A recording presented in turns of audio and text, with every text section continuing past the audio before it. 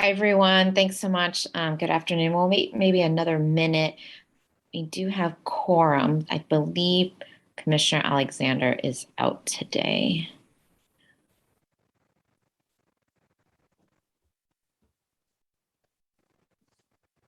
We'll just get started in about another minute.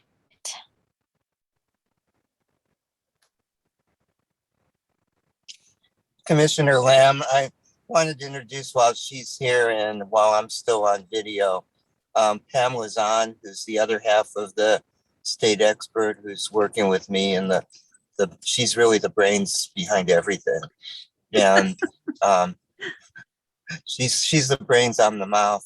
And we've already met several times with Ms. Wallace and Gordon. And I am driving. I'm going to go off video and mute. But if you need me to say anything, just give me about a minute to pull to some place on the side of the road and I will talk if needed. Okay. Thank you. Or we'll have Pam chime in too, so you can be Pam safe. Yeah, there you go. Okay.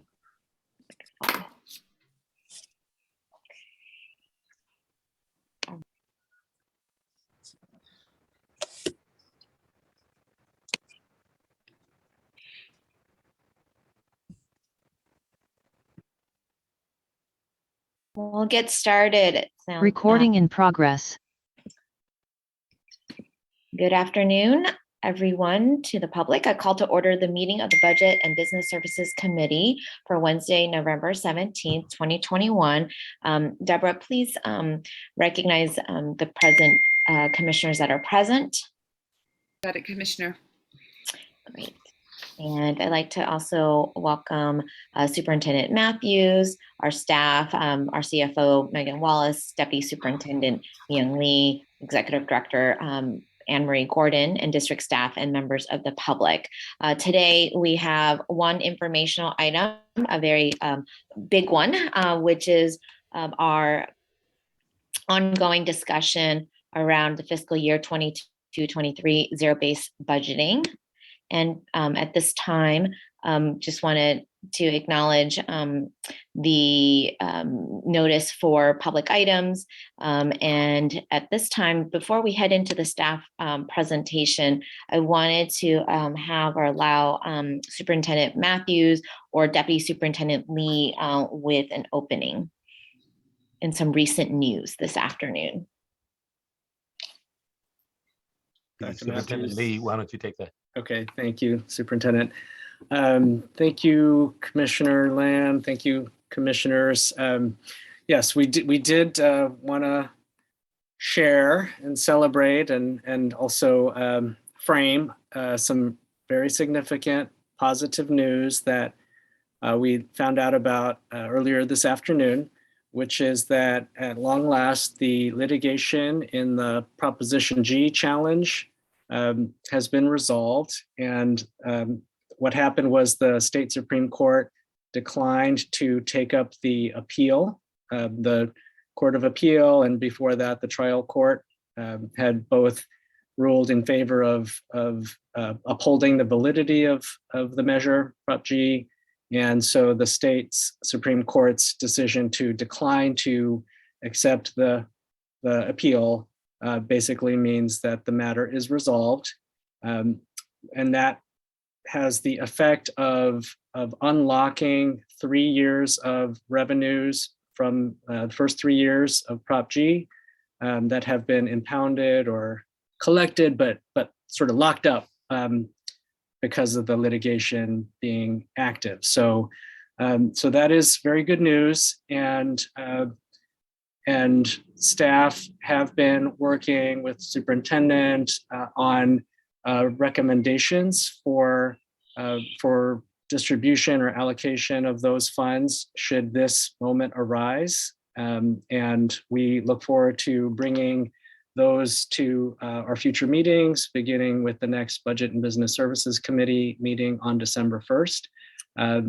And we can preview that we are going to recommend an approach that balances consideration of short-term needs, intermediate-term needs, and long-term needs, such as the other post-employment benefits, which were discussed at the last Budget and Business Services Committee meeting on November 3rd. But we're very much looking forward to all of that.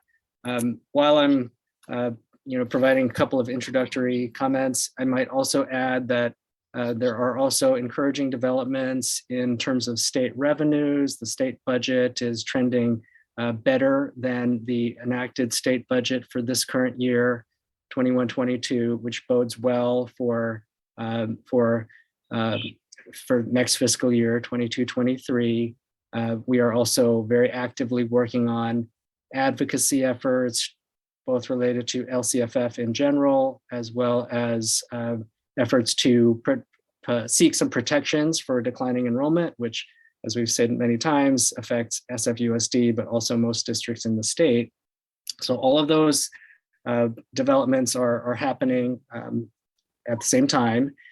And as a reminder, the task at hand for the next several weeks, and including tonight, is to develop a budget balancing plan that's based on the known facts, the facts that can be considered and determined valid by CDE. So all these things are encouraging, but that doesn't remove the responsibility from the district and you as the Board of Education to approve a balancing plan based on the known and validated assumptions by December 15th, in particular at your regular meeting on December 14th. So that's a little bit of hot off the presses news. And with that, maybe I could just ask Dr. Matthews, would you like to say anything in addition to what I shared? No, I just appreciate, as you just said, it's definitely, I think, news we've been hoping for and waiting. But as you also said, we have a job to do to make sure we develop and move forward a balancing plan. So that's what we intend to do as a district. Thank you so much. And Dr. Matthews, I'll probably also end the meeting and offer, for you to wrap up any final comments for this afternoon as well. So just let you know that now. And also, before we get started with the staff presentation, I wanted to welcome our CDE fiscal expert team, Tam Lozon, as well as Elliot Duchan. Just wanted to thank them for their continued engagement, partnership with our staff, and conversations that you've had with our superintendent, Dr. Matthews, as well as one-on-one conversations with school board members. So I wanted to welcome the CDE fiscal expert team here and to the public. So with that, I'd like to ask our CFO, Megan Wallace, to begin the presentation. It is going to just to give an overview, certainly that, as requested by the board, diving deeper into the zero-based budgeting process. As the staff is going through the presentation, I also want to, encourage my colleagues, if you have specific questions, if you want to dive, I would certainly welcome diving deeper, looking in the appendix. That's where you see much more of the details. And I think however we can steer those conversations and to reflecting to those slides, I think would also be certainly helpful for the public to follow along those discussions. So with that, I'd like to have Megan Wallace, please, to begin. Great, thank you, Chair Lamb. So I'd ask to go ahead and post the presentation. Thank you. All right, so thank you everyone for joining us this evening. While this is a Budget and Business Services Committee meeting, we'll be highlighting the fact that this is actually part of a series of discussions around our budget balancing effort. And on the next slide, you can see that this is actually the final presentation of a three-part series to share our budget balancing plan. This evening, our focus will be on the particular service areas of indirect, operating, and administrative services. We're also going to take a little bit of time to provide an overview of what staff sees as the impact of the proposed cuts on schools. And I definitely welcome through our discussion for the board and the public to ask clarifying questions. I think we're trying to learn what you're looking for so we can be responsive in future presentations, trying to address those questions. If we can't address them here, we'll address them in future presentations. And again, all of this is to help us get closer to developing final recommendations for the board to act and adopt the balancing plan. On the next slide, I just want to share that this, again, this presentation this evening is part of a larger process.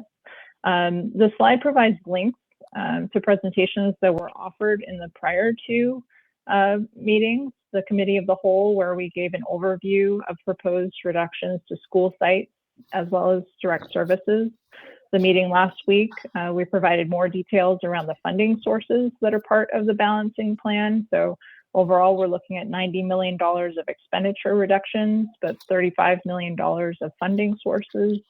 And we provided some additional budget context. But again, this evening is the final part of this step one of plan introduction.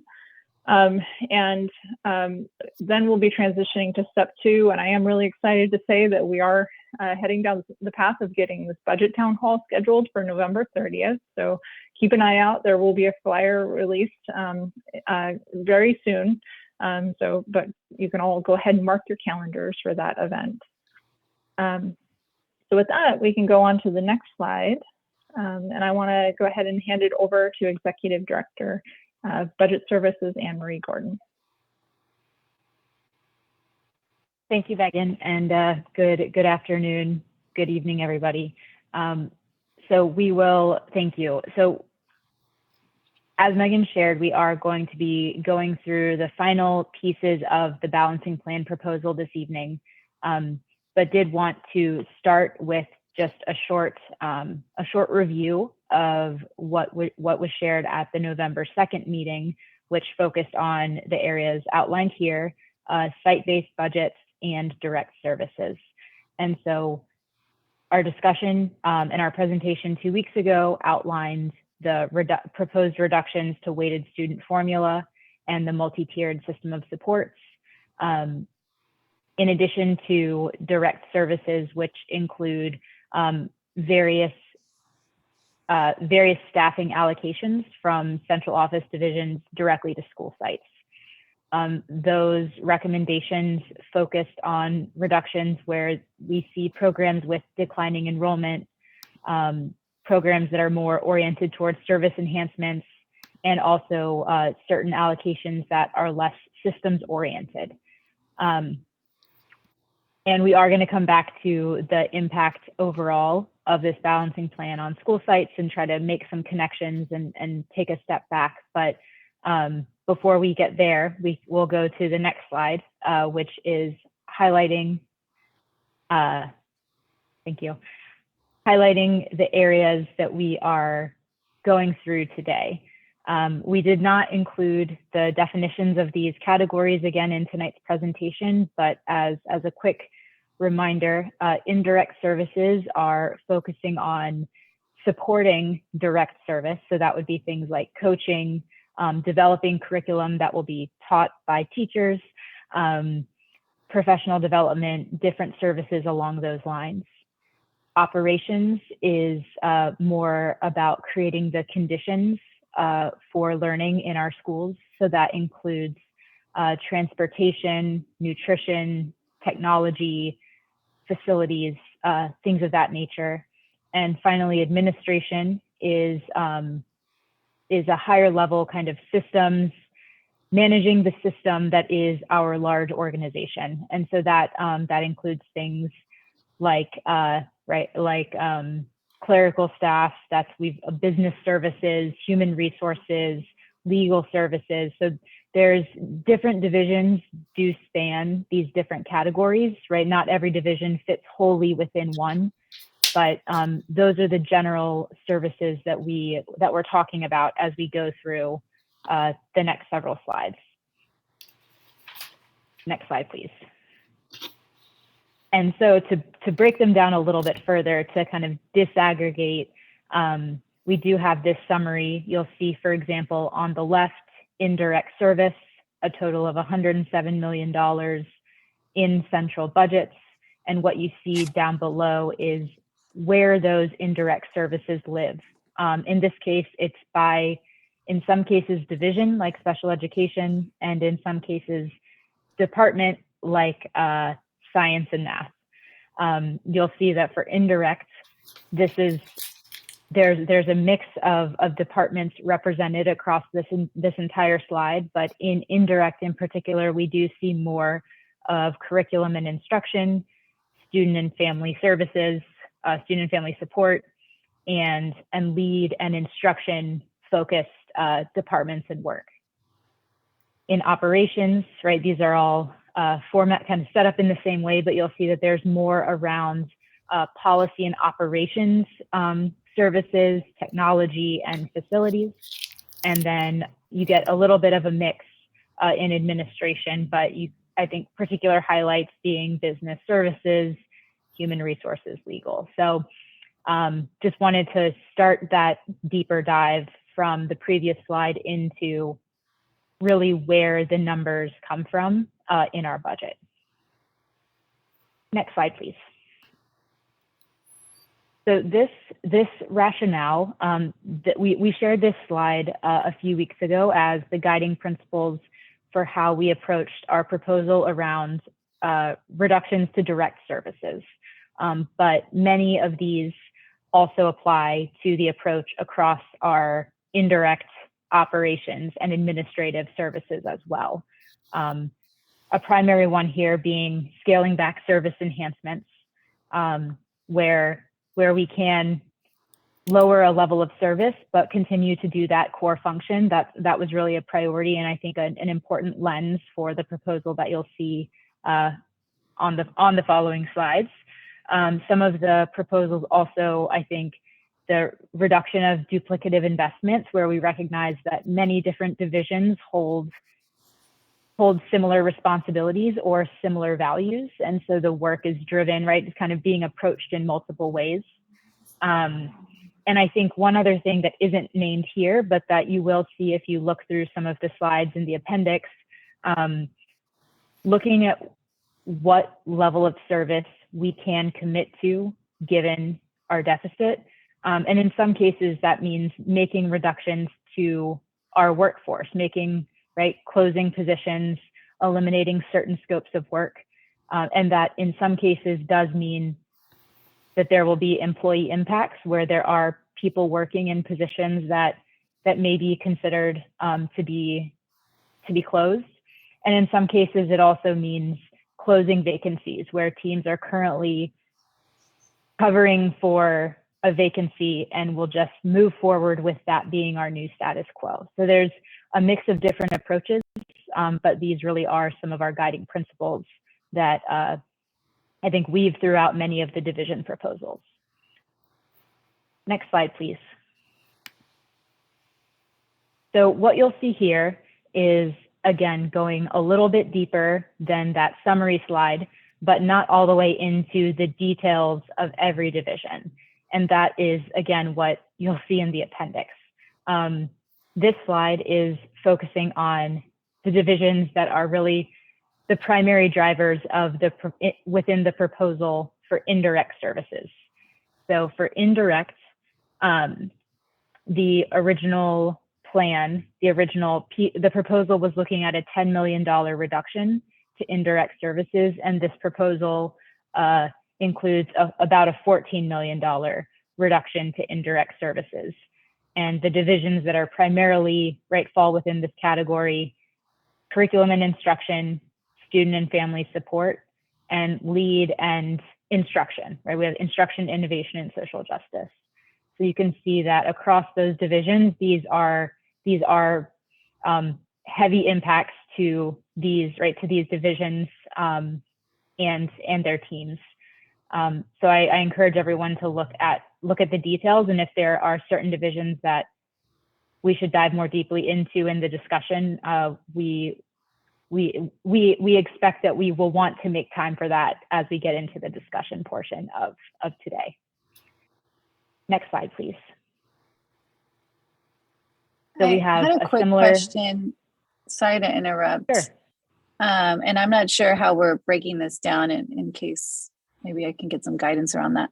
But there's now a shift in what was anticipated, and it's not 10 million, it's 14.1 million. Yes. Yeah, so the numbers, the final numbers here are a little bit different than those target numbers that we shared in the original proposal. They still total $30 million across the 3 categories. But the reason that happened is that as chiefs were developing their proposals, we really encouraged everybody to look at their division holistically rather than thinking 10% of my budget is indirect, so I should do a portion. Like, it was really, as a division, what are the scopes of work, regardless of the category, and how would I, like, in taking that approach, where should reductions be made? And so some of the proposals ended up in slightly different categories than we originally mapped out, but overall are still that same 30 million target across the 3. I see. Okay. So what you'll see is that it ended up being a little bit more to indirect, and then a little bit less to operations and administration. Right. I think I was just wondering how that came up, but I'm assuming we'll discuss further. Yes, we definitely can. Thank you. You're welcome. So for operations, right, similar, I think you'll see here that there's a little bit less than the original $15 million target.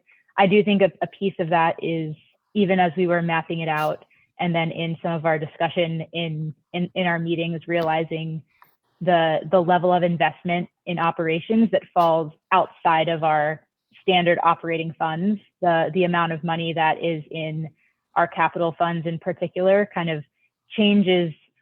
When you remove that, it changes what we're really looking at in terms of what reductions may be feasible, and how we want to approach from the zero-based lens.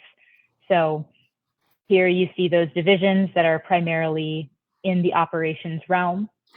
And again, the impacts of $4.7 million of reductions in policy and operations, $2.4 million in technology, with staff impacts across multiple divisions.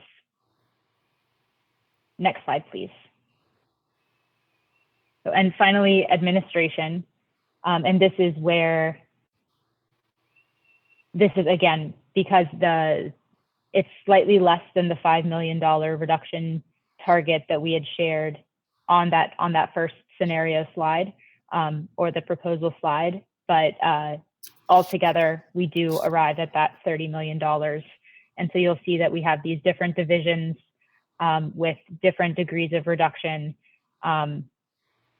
So again, I think as Commissioner Lamb shared, any specific divisions that we can jump to in the appendix later on, we can certainly show any of the slides from the appendix to be able to walk through a more line item level of detail. Wanted to err a little bit on the higher level slide for the initial presentation because there is so much that we could potentially cover. And on the next slide, we have a summary. So this is across all divisions, right? We've now, without looking, without specifically showing the indirect operations and administration, but just summarizing the proposed reductions by division. And for anyone who's looking for a helpful way, a helpful reference for how to find different divisions in the appendix, this slide is the order that each division is in the appendix. So if you're looking, right, if you're looking for any of them, business services is the first in the appendix, then communications and development, curriculum and instruction, etc. So this is a helpful kind of table of contents for how to work your way through the appendix. Next slide, please.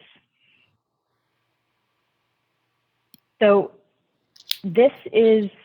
we wanted to take a few minutes to return to the student and school impact of the overall budget balancing plan. A little bit about the specific line items that we've started to share tonight, but also to the overall picture that we've been sharing over the past several meetings. Next slide, please. So we have named and acknowledged that a $90 million reduction in our budgeted expenditures will impact our students and schools. And so really what we want to focus on and really make our decision around is how, and really have clear alignment, or to the extent that we can really understand what the impact will be across the various ways that our system, that our district supports our students and our schools. A structural deficit does signify that our status quo is unsustainable. And so what that means is that we do really need to recalibrate, right? We have to be thinking about our current expectations and how we kind of redefine the status quo in a way that will create a sustainable system. Returning to the school site proposal, want to take a moment to talk about that, to bring back some of those details. And so the proposed budget balancing plan establishes a higher baseline within the weighted student formula for each site, but proposes aligning our allocations to our enrollment and preserving some, but not all, of our other direct services to sites. So that's just at a high level, starting with returning to the impact of this balancing plan proposal on school sites. Next slide, please. And so this is a familiar visual, a little bit different information than we have shared in the past. And what I also want to share is that we are working with the communications and development department to create more user-friendly visuals to represent the baseline of what every school can and should expect in this current proposal, but to create some, I think, based on feedback we've received, wanting to create more accessible documents and visuals to help represent what this proposal includes. But for today's presentation, did start here. And so if you look, this is a summary of the staff at sites under our current proposal.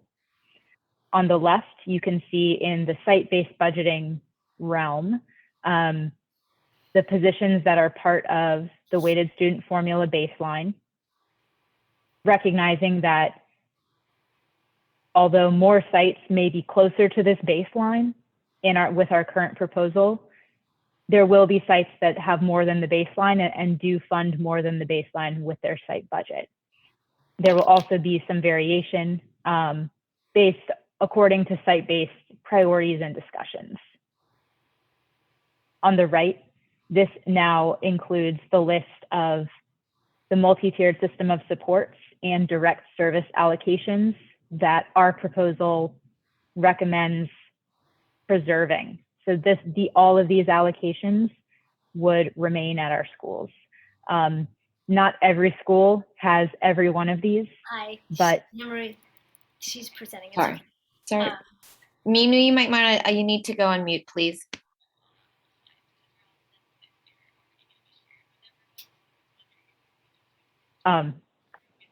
But wanted to, yes, but in trying to continue bringing together a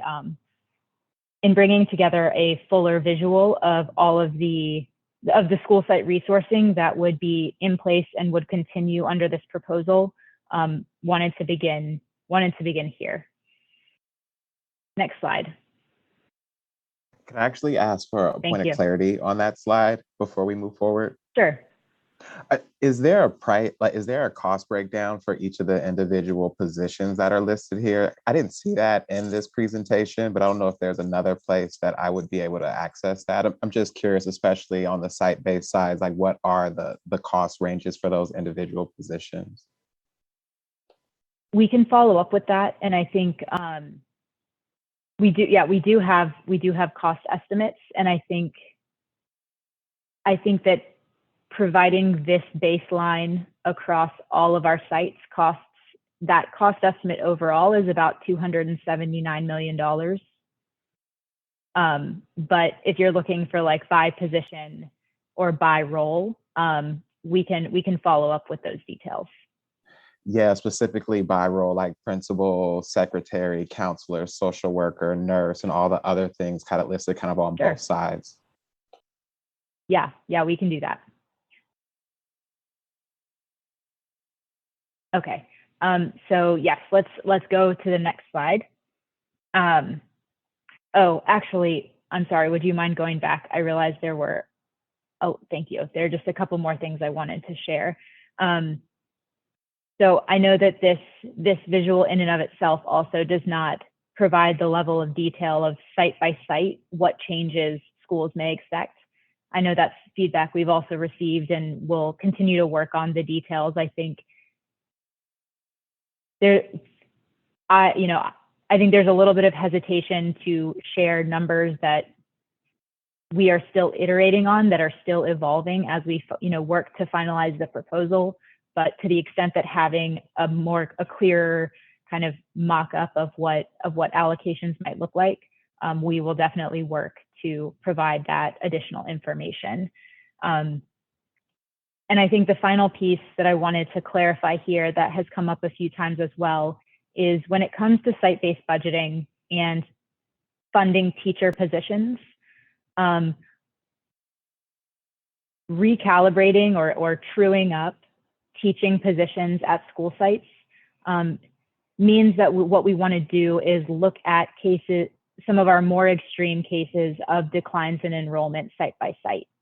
So looking at an example where maybe there used to be 2 classrooms that were each full at the same grade level, and now we have 2 classrooms that are both half full. And so we could potentially have 1 teacher for that grade where in the past there were 2. That's the level of change we're looking at and the way that we're approaching that adjustment and that alignment of our staffing to our enrollment. We wouldn't want there to be other harmful impacts or kind of impacts that would affect the way that teachers can provide effective instruction, but looking at that higher level, given the degree of enrollment declines we've seen, that there are cases across various schools in the district where smaller class sizes, right, can be moved into 1 based on the ratios and targets in our union contract. Next slide, please. Another thing that we wanted to draw a connection to, and I want to also thank Student Delegate Lamb for asking for this at our last meeting, is really making the connection between our budget balancing proposal and our LCAP. And so here we have our 3 LCAP goals: student achievement, access and equity, and accountability. And on the next slide, within each goal, we have a number of actions. The actions you see here are short descriptions to help kind of show the breadth, and in some cases the depth of actions that are built into our plan, going right from the academic side to the coordinated care approach, having the infrastructure in place for all of our systems to work, all across those different types of services. And so I think, understandably then, on the next slide, what you'll see is that the goals and actions in our LCAP span all of the categories of our investment that we've been discussing. I know this text is small, but but this is actually pulling the language from our actions in our LCAP into the categories where they fit. For example, indirect, you see that we have our continuum of instruction across all of our grades, access to devices and digital learning, college and career readiness, right? Indirect, that includes the development of our continuum of instruction, both formative and summative assessments that are driven by data, development of programming catered to different focal student populations, right? So I think as looking through all of this, what you see is that the actions in our LCAP really do reflect the full scope of the work of our district. And what that does mean is, as we work through the impact of this balancing plan proposal and where we see the impacts of reductions, it will span all of these categories as well. Next slide, please. So taking a step back, as we get to the end of the presentation, as we saw on the previous slide, and as we've approached all of this, we've really wanted to focus on that visual of starting with the student and thinking about services that support our students directly, and then the supports around in those different layers that support our students, that support our teachers, that support our system. And so really as we think about the indirect operations and administrative investments, those are services that support professional development, infrastructure, accountability, and organizational functions at a district level.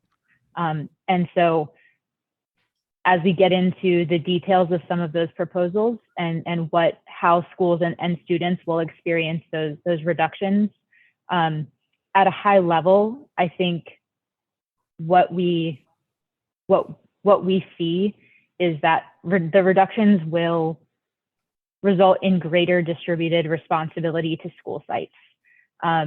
And it means that there will be many cases where some of the service that is provided by support staff in central office will be less.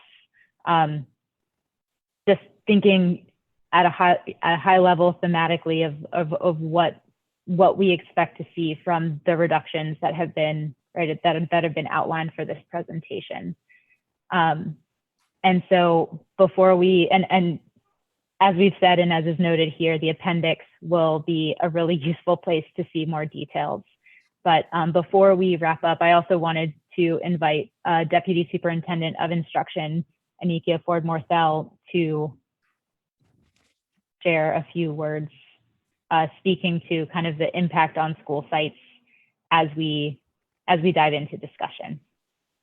You kind of said it all, Anne-Marie, but I think what I will add is just, as we make these critical decisions and we're really careful to minimally impact sites and students, that we really must be mindful, to the point that Anne-Marie just said, that the changes and reductions that are proposed this evening will definitely inevitably impact sites and students.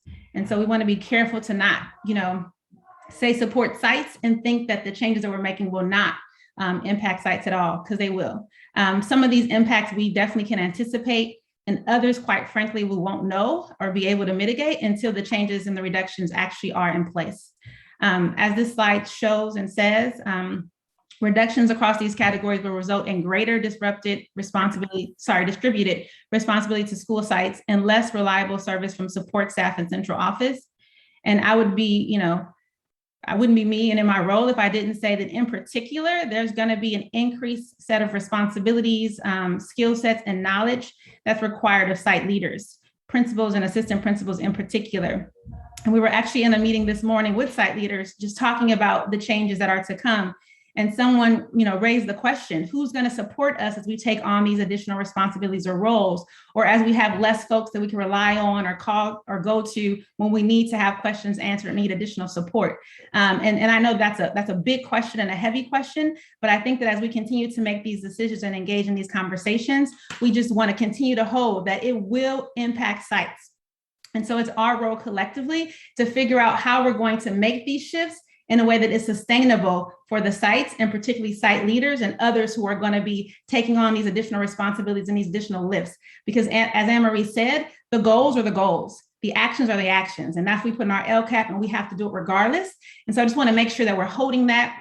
I know the site leaders are holding that. And so I wanted to bring that to this conversation. And again, not to make any changes, but just to say, let's be honest and true about the fact that there will be impact to students and sites, and that is going to be our responsibility to figure out how to kind of mitigate those impacts as much as possible, but also how to make the role and the changes that we're making sustainable for those who are going to be at the site. Thank you.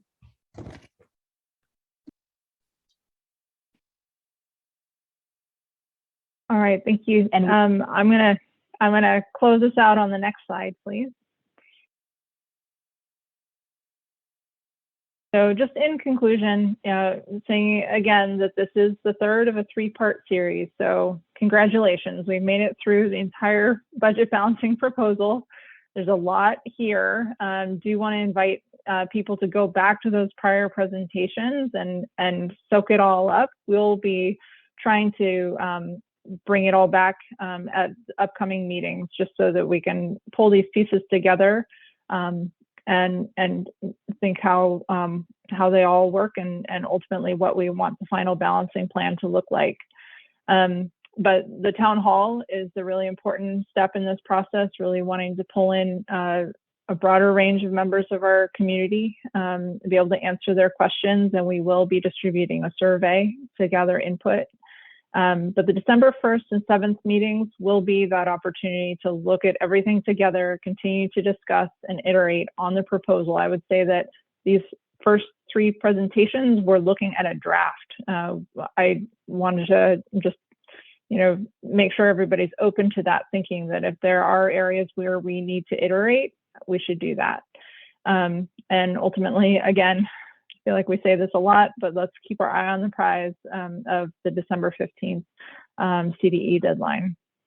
So just thank you everyone for listening, and we look forward to the conversation ahead.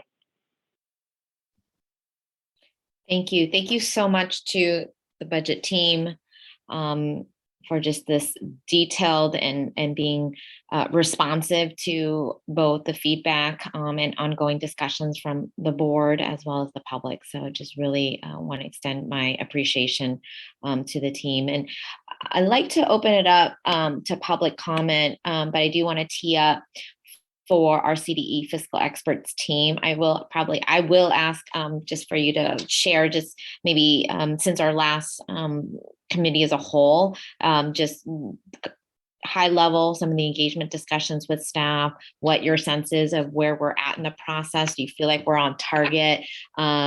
Just overall, any just insight that you would want to share with the public and with the board. So before I have our CDE fiscal expert team respond to that or give them the floor, I want to open it up for public comment at this time, please. Deborah, if you could see how many public comments we have.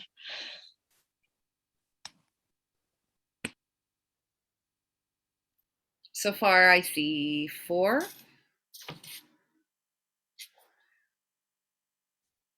Oh, let's go ahead and give up to 2 minutes per speaker, please. Okay.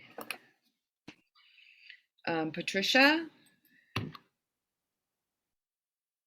Can you hear me? Yes. Awesome.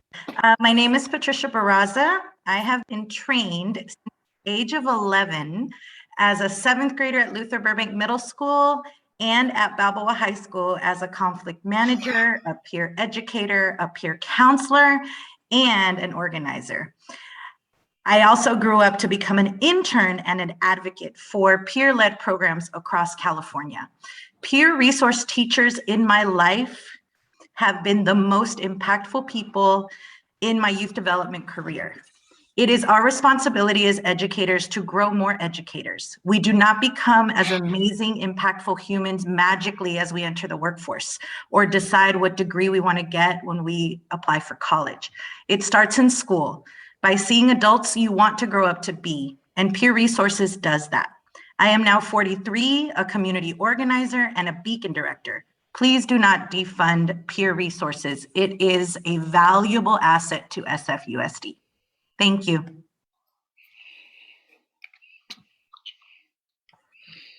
Okay. I have PAC. Michelle, I think that's you. Yes, hello, Deborah. Thank you. This is Michelle Jacques, the coordinator of the Parent Advisory Council to the SF Board of Ed. And just a couple things. I want to echo Patricia's comments. And I wonder about where else we might find funding for programs like peer resources. Seems like that might be a great thing that a private funder might be interested in. And I'm curious what Spark is doing to help us ensure that more of our programs can get funded. In addition, I really want to appreciate Megan and Anne-Marie and all the work that they've put into this. The slides connecting the work with the budgeting process right now and our LCAP were wonderful, and I think highlight and make clear for a lot of folks what those connections are. I did want to just raise that this afternoon's meeting, when I went into the web page for the district and went down to upcoming board meetings, this meeting was no longer listed there. I was able to get in through the calendar, but folks that are maybe not as experienced. I'm fixing that right now, Michelle. I'm so sorry. I don't know what happened to the meeting. Oh, okay, great. Thank you, Deborah. I just wanted working on it while you guys are talking. Okay, perfect. Thank you so much. Just wanted to elevate that. And then I listened in on a Facebook Live event today with Tony Thurman and others at the state level. It was really wonderful to hear them talk about a lot of programs that they are prioritizing at the state level. Unfortunately, many of those things are the very things that we feel we may have to cut in our budget because of our situation. And I'm hoping that going forward, the state will maybe be able to provide us with some additional supports, but it was things like language pathways, early ed, teacher recruitment and retention, the community schools model, and parent and community engagement. Thank you again. Okay. We have Beth Kelly. Hi there, this is Beth Kelly. I just want to appreciate the slide deck today, and in particular, all of the detail that was in the appendices. I found that really illustrative, and I know how much work went into that. And it's hard to be critical of a team who's trying to kind of take off this massive of a plane in this short of a runway, but it would be good to kind of revisit that level of detail in the earlier schools, like school site ones and other items as well. And I assume that's kind of underway for the overall, but these types of cuts, you know, you have to see if it works in reality. And that's, I'm sorry, I'm thinking a little slowly. I have a condition that is slowing me down. And so you just need to make sure that in particular, it works on the school site side. But I think that the way the cuts are happening mostly makes sense, but I hope that with the Prop G funds, perhaps you can take a little bit more of a strategic approach, not just, oh, this is an open position, because some of those might be needed. And sorry if I'm not being clear, I apologize. I think I'll stop now. I'm not, and I appreciate all that you guys are doing. Thank you. Okay, we have Miss Bailali. I'm sorry if I'm pronouncing it wrong. Hi, it's Miss Bailey. Bailey, okay. I'm an orchestra teacher at Presidio Middle School, and I'm here to talk on behalf of AIM, the Association of Instructors in Music. And I wrote a speech, but it's too long. I thought I would have 3 minutes, so I will try and summarize as best I can. I am here because I saw that the middle school redesign is one of the things that is going to be cut. And AIM would like to offer our support for that cut, because we have been fighting since its inception against this, because it is disrupting access to sequential arts education throughout the district. And I would also like to urge the board to start implementing the arts resolution that you all passed in 2019 that states that all students in the district should have equitable access to free, concurrent, and sequential standards-based arts learning. That is part of the core curriculum. And by putting the music on the wheel, it is not part of the core curriculum, and it is undermining sequential arts-based education throughout the district. And I know that the arts is not one of the things that is on the chopping block, or that's what it says, but I've heard that it is still being considered, the PEEF and the SLAM funds, to be cut once again. And this is something that us as arts teachers fight just about every single year. Every time the district wants to cut something, we're always on the chopping block. And this, if you want to consider this a core subject, then it should not be on the chopping block, especially since it is a voter funded proposition that got us these funds. Thank you. Okay, we have Maddie. Maddie? Hello. Can you hear me? Yes. Okay. Hello, I'm Maite Del Real. I'm an 8th grader at Aptos Middle School. Peer Resources has helped me and my peers learn about communication, public speaking, emotions, and how to help around the school. It has helped my school bring awareness of situations happening and how we can improve them. For Peer Resources, you don't have to be in the class to help around. Us advisory reps, we all get together and bring up these situations. For example, we all got together to talk about a situation happening at my school, the bathroom policy. They were limiting our bathroom use, which was really affecting us. We talked to people and how they felt about it. A lot of kids really did not like this at all. We were being affected by things other kids did. We came up with a better situation and it worked with Peer Resources help. We can stop things that aren't fair. Without Peer Resources, we won't be able to learn these communications. They won't know this knowledge that people need. And Peer Resources has really helped find myself, find a better version of me, and has given me more opportunities to try and learn new things. And has helped me get to know people better and properly express my feelings. Thank you.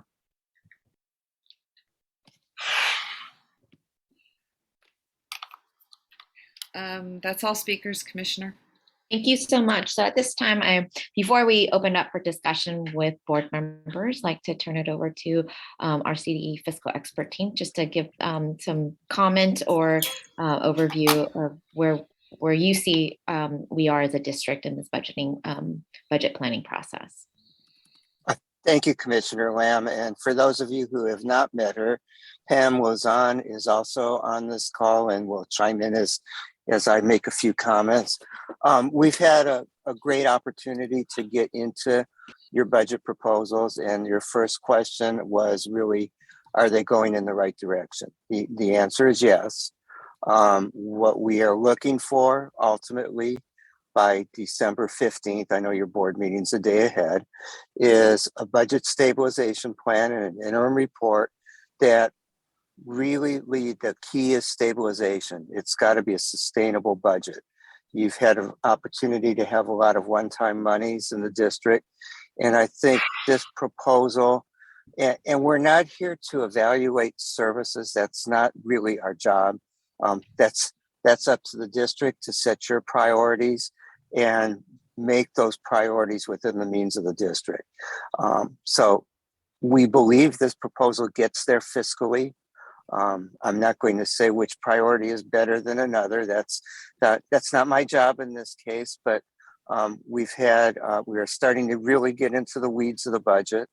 And I think this goes a long way to providing a stable budget. Now, the one thing I want to caution about is that there are a lot of things that could help, but they're not going to happen before you have to turn in an interim report.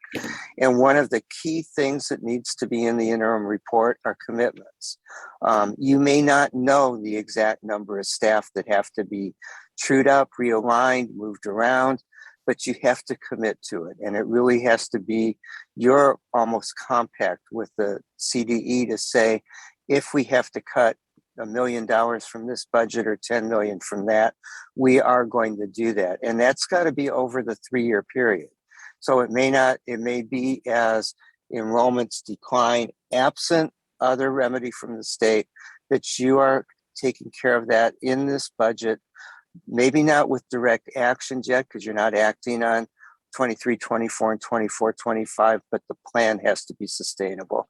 And Ms. Lozano, I don't know if you want to chime in a little bit here. So you don't have to see me in the dark. I'm sitting in a car.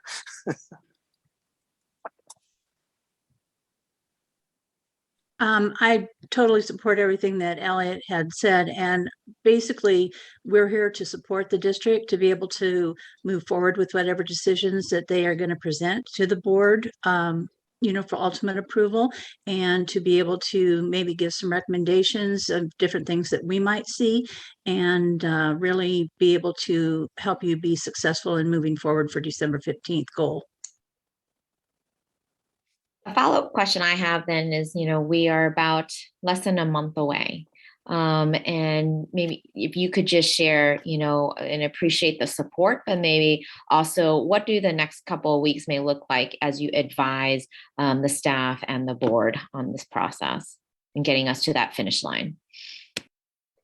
So for Pam's part, she's really getting into your budget system and places how we can look at the groupings of money and really see how it affects. For example, if you take X amount of dollars from your weighted student funding or your MTSS, what that means if you add to your weighted student formula or to your base.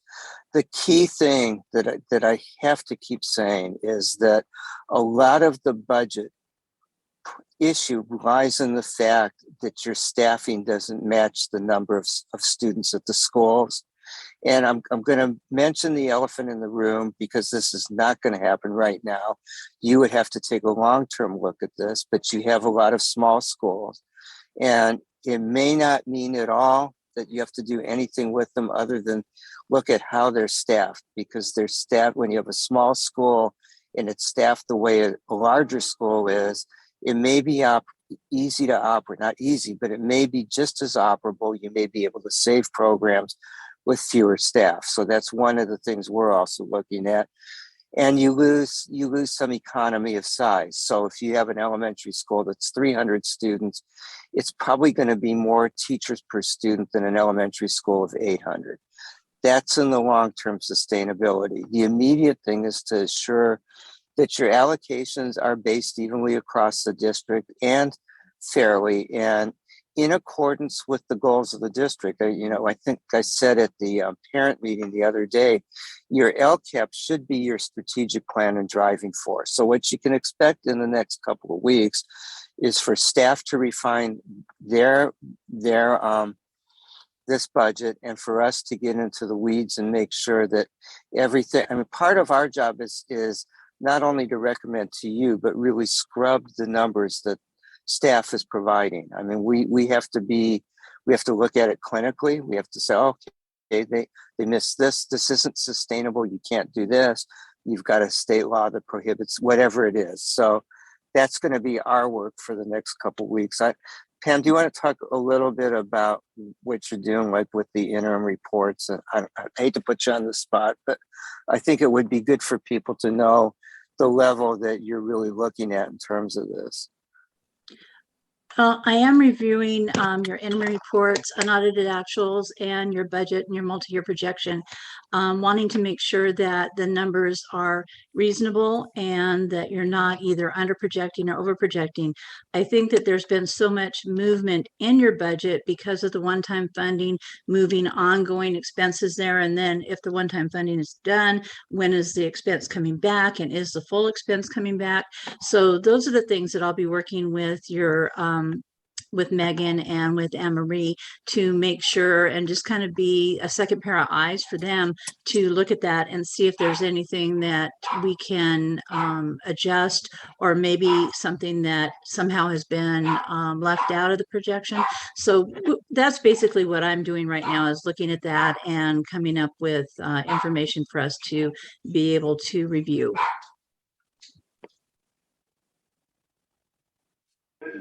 Thank you so much. I really appreciate both of you really giving this high level overview and providing even more detail so that the public, so the board really understands, what it's going to take to really get us to that submission to CDE of that balancing plan. So with that, I like to open up to my colleagues for discussion. I see that hands are coming up.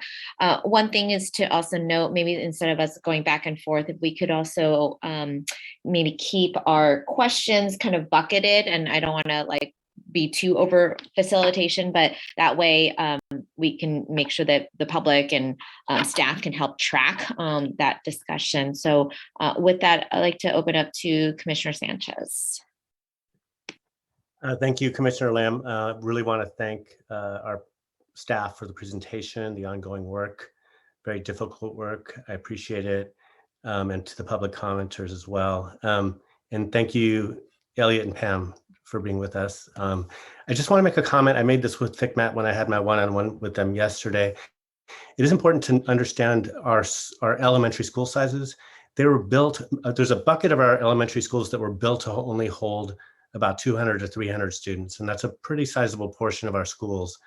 And with class size reduction for K through 3, which caps at 22, it means that those schools can actually hold fewer students. So you'll have schools like Yickwo, for example, that is full, that has 240 students in it.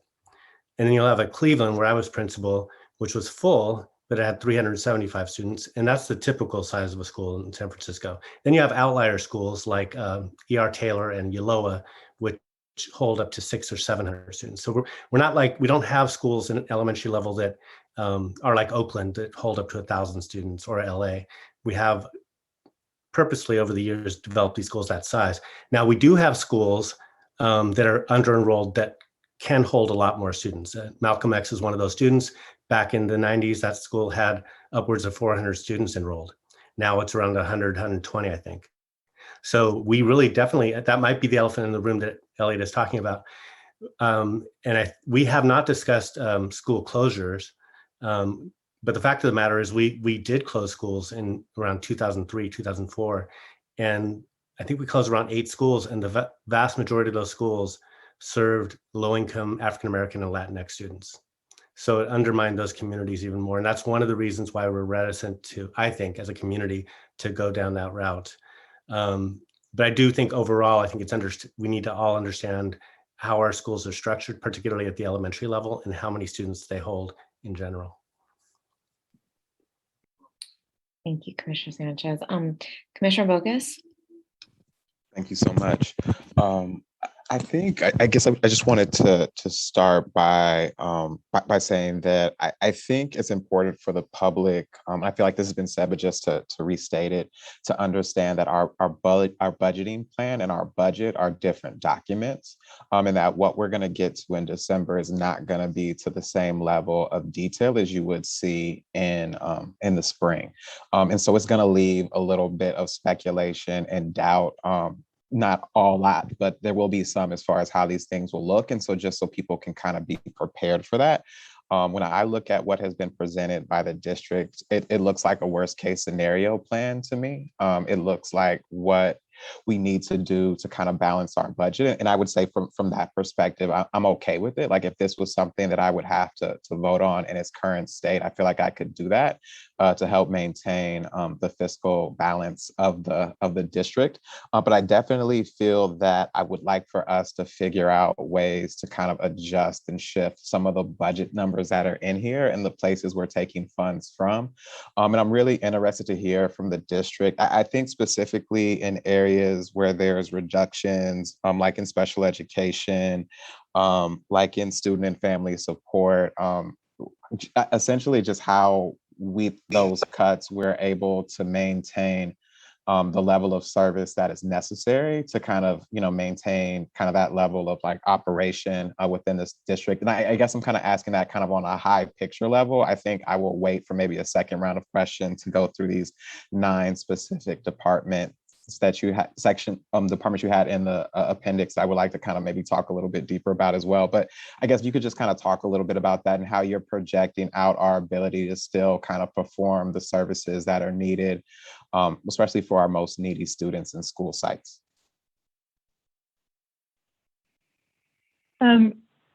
Commissioner, first, I want to just acknowledge your point about, how this plan varies from the budget documents that ultimately will prepare. That is true. I think because we have the budget documents are more detailed, but I just want to share and acknowledge that we went through a lot of work with district central office leadership to get into the weeds. Like I am just so appreciative of my colleagues for stepping up and putting these ideas forward in a format that I believe is quite implementable. And so just kind of want to acknowledge my colleagues for that first of all, but also that we could, if the scenario did not change at all, we could move that forward and provide these details in actual budget documents. But in the prior presentation that we gave on November 9th, the dates are starting to blend. On November 9th, when we talked about revenue, we also talked about the fact that the governor's January budget, it will be coming out after the board needs to adopt this plan. We are hoping for some good news. That being said, we also need to be ready for bad news. So I guess to that end, it would be my recommendation that this board understand where you would want to flex, either in restoring funding or restoring budgets, or even withdrawing further if necessary.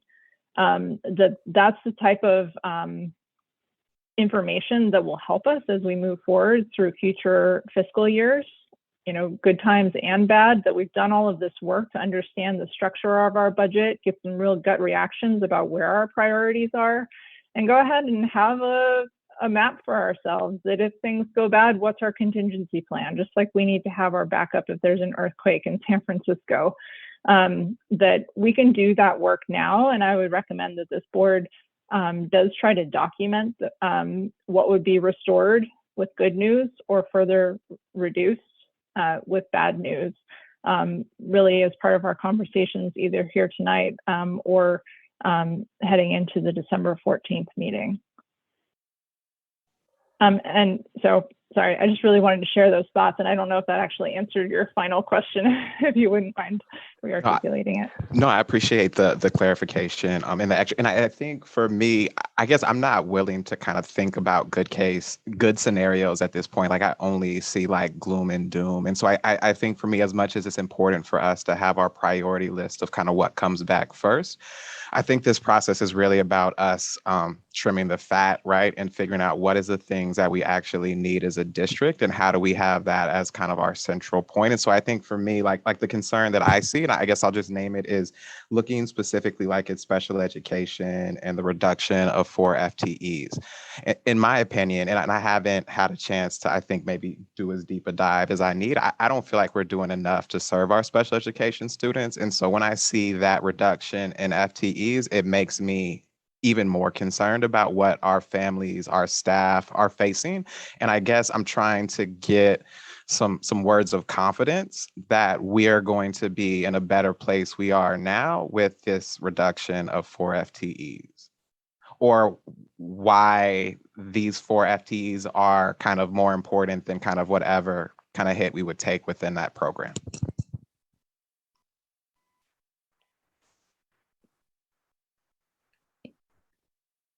Megan, do you want to have staff comment on that? Because I know that Commissioner Bogus and others have raised that continuously about the special education. I don't know if there's additional, commentary to that or comments.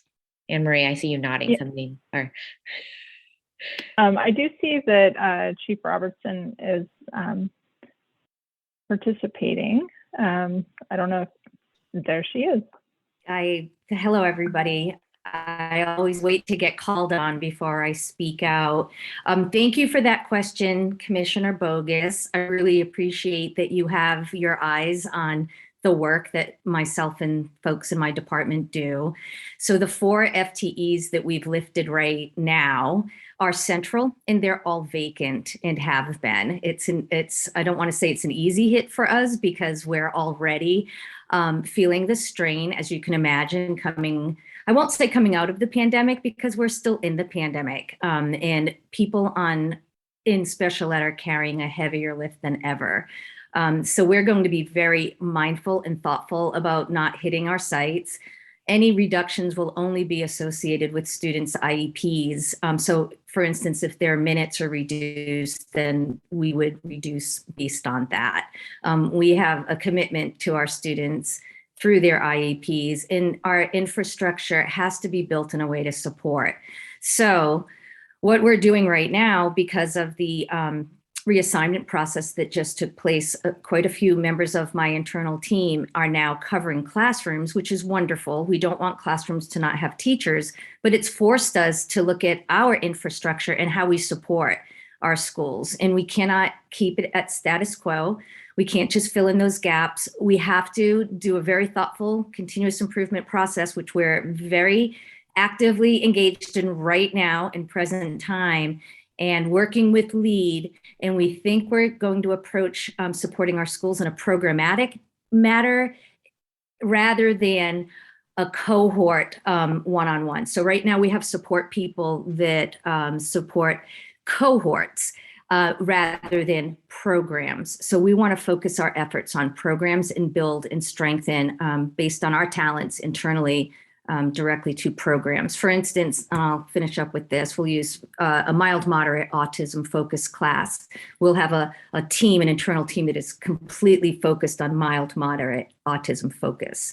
And we'll do that for all of our programs. So we're trying to be smarter with our dwindling internal resources right now based on the staffing crisis. This will give us an opportunity to kick the tires on this in the coming months ahead as we plan for next year. No, I appreciate that clarity and for you responding to my question and for being kind of put on the spot in the moment and doing such a good job responding. Thank you. I think my concern is, and maybe this is something that is actually going to kind of be worked out as we get closer to the spring, is everything that you're saying. It sounds great. I think what I'm concerned about is how do we prove to families and students that we're going to be able to successfully implement that? How do we show them that this reduction in FTEs is not going to mean that they receive worse service than they're receiving now? But it does seem like we're saying that they should expect to receive around a similar level of service that they're kind of currently experiencing, because we're mostly kind of removing kind of open vacancies. And so I think like us being able to have that conversation, really to be able to kind of explain what that means to families, not just in special education, but across the district for all the different areas, I think is really vital and important.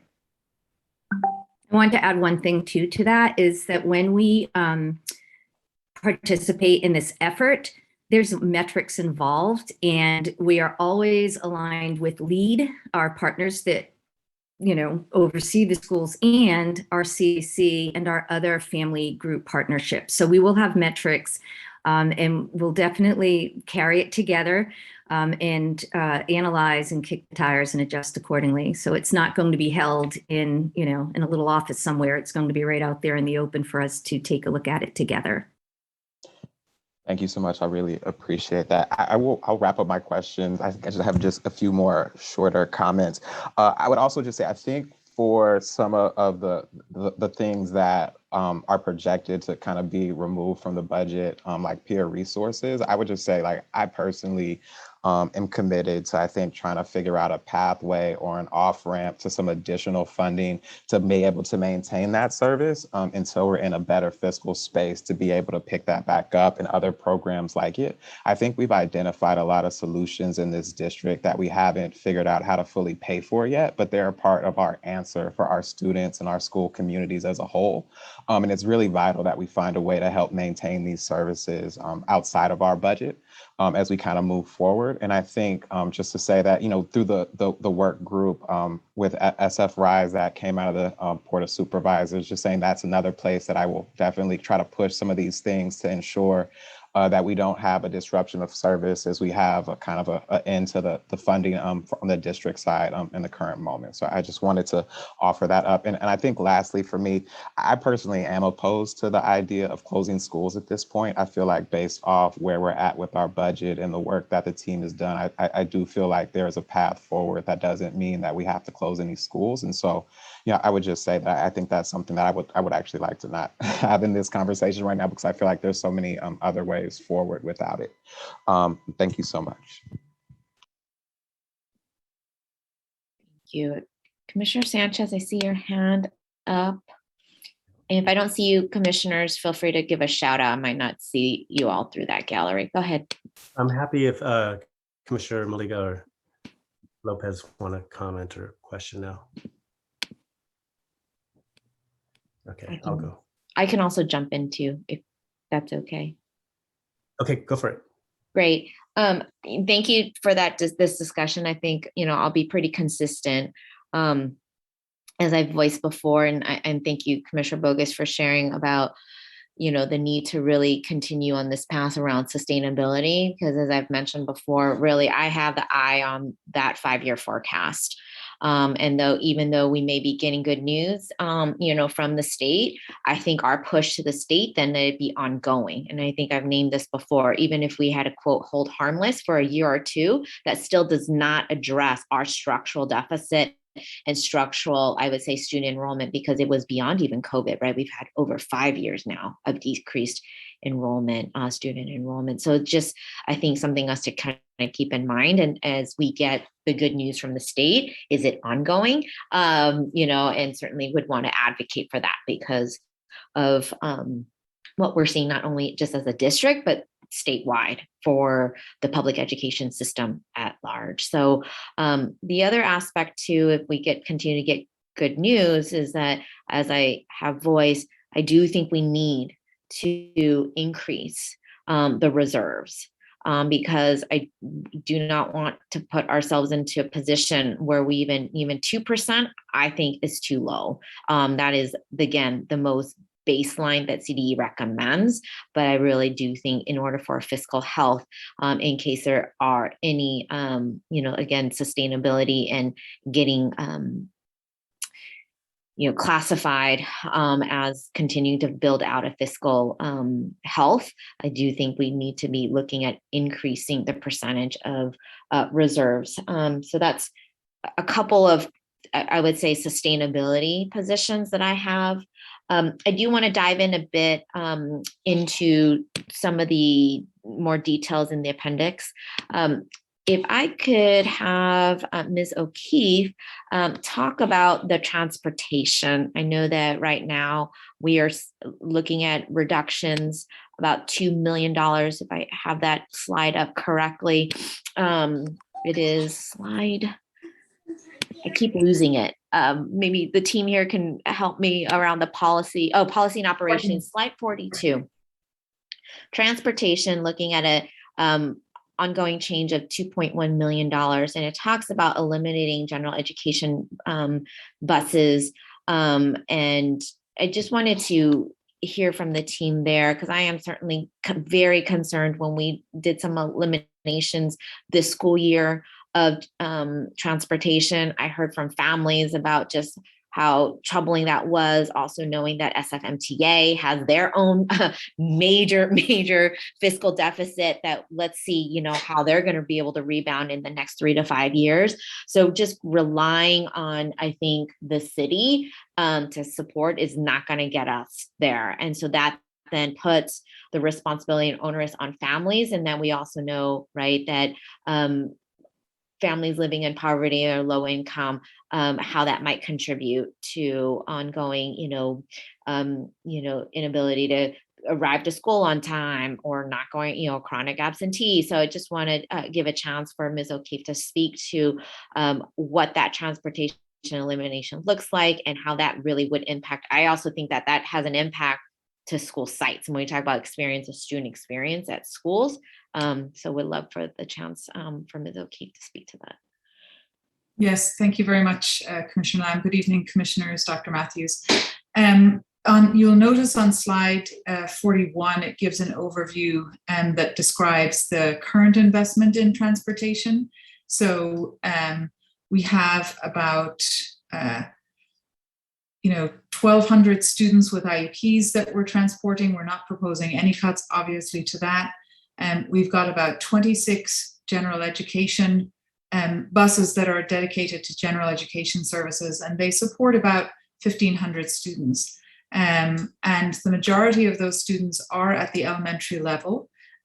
We have some middle school transportation that's available, but we know that the majority of our students that are traveling, it's about 388 are going to middle schools, about 365 are going to K-8 schools, and the remaining students, it's about 800 students that go to elementary schools. They are serving primarily students in the Southeast, so the majority of 70% of the riders live in one of 4 zip codes on the Southeast: 94124, 94112, 94110, and 94134. So that's the zip codes that are in the Southeast of the city. In terms of the profile of students that are riding, about 30% of all of our riders are Chinese, 26% Hispanic, 12% African American. And so when we think about our focal students and areas of the city where there may be less access to transportation, it will certainly have an impact on that. In our proposal, you'll notice we're not recommending eliminating general education transportation, but rather reducing it. So instead of having 13 buses provide general education transportation, just providing, cutting that in half, and instead of 26 going to 13. It's a painful proposal. None of us felt good about making it, but we recognize we're in a fiscal crisis and that everybody needs to do their part, and that we're cutting into muscle and bone. And so it was, it's under this call to action to cut back services that are provided and funded centrally so we can preserve resources for school sites. But we recognize everything we do centrally is actually in service of students. So it's impossible to make any cut without having an impact on schools or students. So it's a painful proposal, but is in line with the call to action for us to make significant reductions. Thank you for that. And so I just wanted to note then, for my colleagues, right, for future consideration. Obviously, tough choices are ahead, but certainly I think as a board, to guide staff moving forward as we get to our submission, but also in the budget cycle after December and January through the spring, what that really would mean then for the experience of students in getting to school, back to and from school. Thank you. Thank you, Ms. O'Keefe. Transportation Go ahead. question before you move on.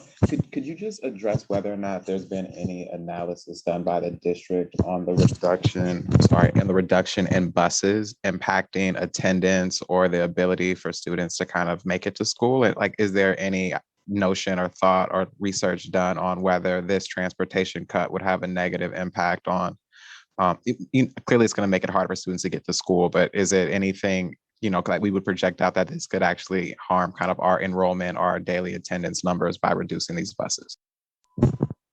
Thanks, Commissioner Bogus. I'm not aware of any study to that effect, but it does seem logical. And most of the schools that the students are enrolled in are, the K-8s and language pathways that are not in the Southeast. And so I think that obviously that's going to place a burden on the families, their opportunity to actually access those K-8s and the language pathways. But I'm not aware of any study analyzing the potential impact. Are there any other programs it's worth mentioning that would be impacted by the transportation cuts disproportionately?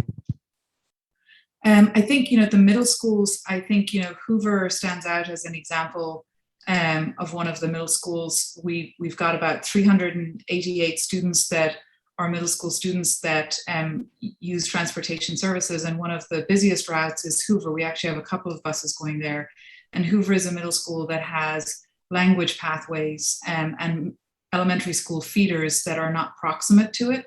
So children that are coming out of those language pathways wanting to go to their middle school feeder, it would certainly be, present a challenge for them. And then the majority of this, there's very few schools that don't have a language pathway that we're offering transportation services to. I think there's just about 3, let me see, I have it here.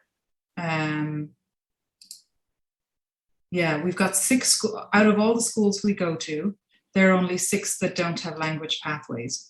And those transportation patterns and enrollment patterns date back to the district's earlier consent decree, where we had transportation built in order to help create more diverse enrollment.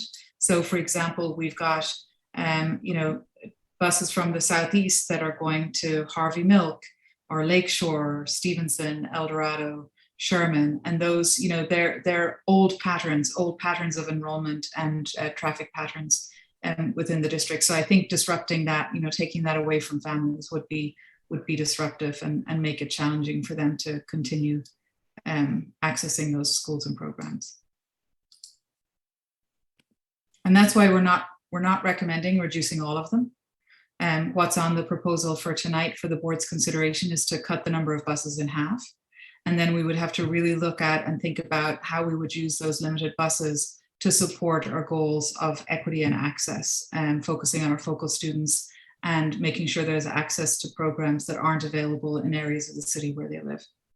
So we would redo the routes and schedules for next year. Ms. O'Keefe, if I could also name if, once we,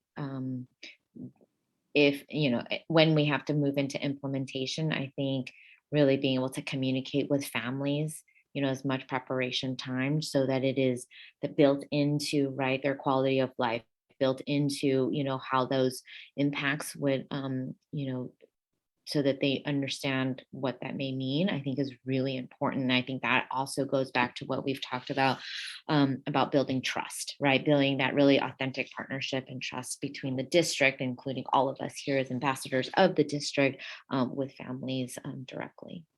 Absolutely, Commissioner. And our application deadline is February 4th. So in the event that we are going to cut these services, the sooner we let families know, the sooner they can participate in the first round of assignments and put in requests for different schools if that's what would need to happen for their family to be able to get the children to school if we weren't providing transportation. Thank you. Commissioner Sanchez, I had one other question related to instruction. But I wanted to offer you the floor too, if it was related to any of the issue topics or areas that we've already been having discussion around. No, go ahead. I wanted to follow up for instruction around the middle school redesign, which was raised in the public comment, and perhaps I missed it in the deck. I would love to be able to see if that is accurate. If I may have overlooked what the implementation status is of middle school redesign.